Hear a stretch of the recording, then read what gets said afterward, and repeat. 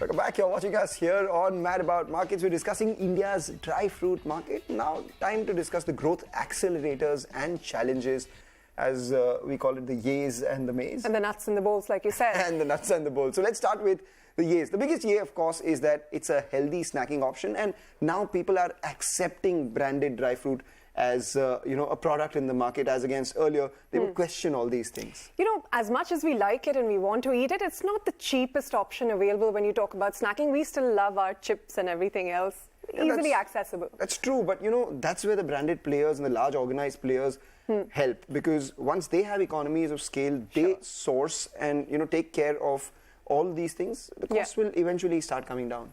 Well, one hopes so, but the sourcing challenges remain for the dry fruit industry, and that is one of the maze. Yeah, it's largely import dependent, but then again, there is an increasing demand for standard quality as well. So these large players will tie up with these suppliers and have standard quality throughout the year, as against your local guys who might not give you the best quality throughout the season. This packaged dry fruit that you're talking about, often you compromise on the nutritional value, because those trail mixes you were harping on about earlier, sometimes they're added with sugars and processed things, so it may not be the healthiest anymore. But the nutritional value is written on the packages. So those who are reading and are health conscious, of course, can read that and make those choices for themselves. But I can eat a bag of chips, but I can't really do the same with dry fruit. So it's not easiest to eat it. It's not the healthiest if you binge on it. Well, I see that, but the opportunity to penetrate beyond e-commerce and quick commerce. Right now, when you're talking about, calling for these things conveniently, imagine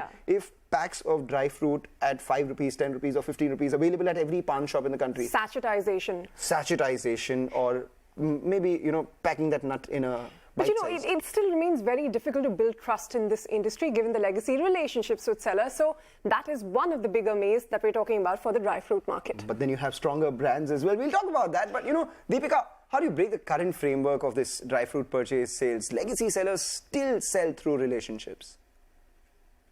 No, absolutely. I think that is exactly the challenge, right? You're looking at a really expensive purchase. There is an existing habit to buy, but you would be surprised to know that consumers actually don't understand a lot of the sub-variants and the sub-segments, right? Even if you take something like, let's say, Californian almond, there are like 19-20 varieties. When consumers are transacting day on day with these legacy relationships, it's not always that they're getting the same quality product all the time. So to give them the assurance, especially on such an expensive purchase, is what brands can do, because we hold our quality standards to the highest. So the Tata Sampann brand is actually very well placed to assure the consumers that it's a high quality product. And I think that we've learned over time, this is not the first category that we've gotten into. We've learned over time that assurance that comes about unwavering quality, we say our dry fruits are handpicked, is what's actually helping consumers lean in quite comfortably on the brand. So ultimately, in any category, the quality of the product is the real truth, and offering that consistently to consumers is what's helping us. Well, Vikas, what is the end game here for Happilo? And, dry fruit itself, is that going to be the focus, or are you going to go larger all the way up in your product portfolio and look at more snacking options? See, we have completed 6 years now. In the first 4 years, we're largely focusing on dry fruits and trail mixes as the category itself. But now we are largely expanded using dry fruits as a primary ingredient. We have launched India's first dry fruit bar, which is completely made of dry fruits and nuts with no added sugar, no preservatives, and comes with the goodness of no gluten, no cholesterol, trans fat free, and all those things. So it's not only about what we're trying to build in terms of dry fruits. For us, we want to make Indians eat more dry fruits, either directly or indirectly, as an ingredient, as a whole product, as a part of some recipe. In fact, we are about to launch our dry fruit muesli, which again is loaded with around 50-60% nuts into it.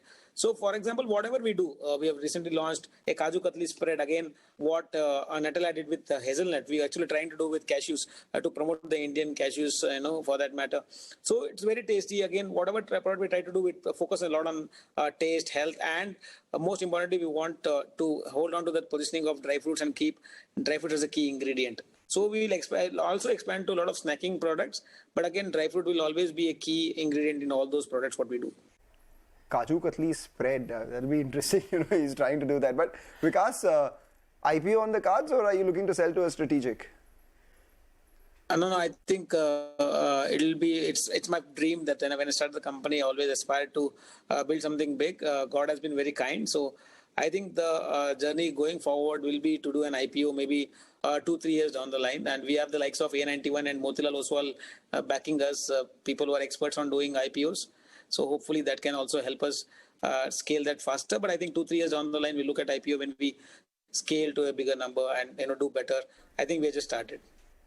All right, so we'll wait to see how that plays out. But Deepika, sourcing, that's also very import dependent for dry fruit players. Do you see that as one of the key risks?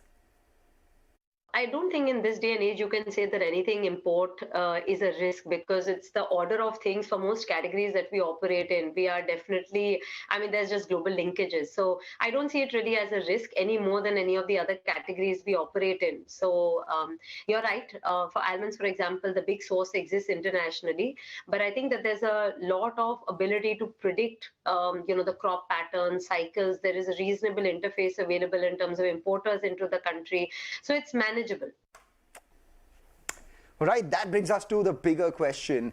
Is it time to go nuts about India's dry fruit industry, or is it still not crunchy enough? Well, Deepika, why don't you go first? Look, I am really bullish. Everybody around me is getting really healthy. I think if you look at the rising awareness for health and wellness, and not to miss the fact that incomes are rising, disposable incomes are rising. So I think people have the ability to buy dry fruit. And dry fruit is not a new habit for India. It exists in our culture. We all grew up with 4 almonds in the morning. So I think that the category and its importance exists in our culture. So I think if we can organize this for consumers and spread the awareness, it's time to go nuts about dry fruit. Time to go nuts. Vikas, you have the final word. Are you nuts about India's dry fruit market?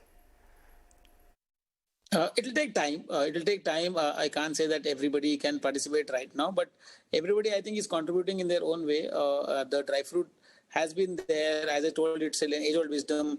It's being sold from centuries. People are eating it as a part of their healthy diet and nutrition. Affordability was a problem in India, and availability was one more challenge, because India was such a fragmented market earlier. And now with GST, food safety, and a lot of standardization across the market, standard MRPs, standard tax structures are making it actually more meaningful to actually do a lot of sales and distribution span India and penetrate the network.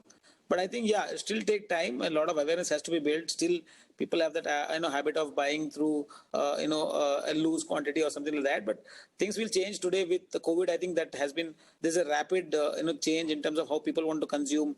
People want to buy branded stuff, because for at Happilo, people trust that everything is untouched by hand, stands for quality, stands for hygiene, comes from a reputed house as well. So overall, it's a lot of things have to work together. It's not that just today somebody decides and tomorrow they can do. We also took like 6-7 years to reach where we are today, and it'll take time, but eventually the category will grow and a lot of players will also come, and we also have to innovate in terms of product, in terms of pricing, in terms of how to package it, what kind of R&D we can build, and what kind of sourcing capabilities we can add, and how deeper we can integrate in terms of technology, product, and the placements.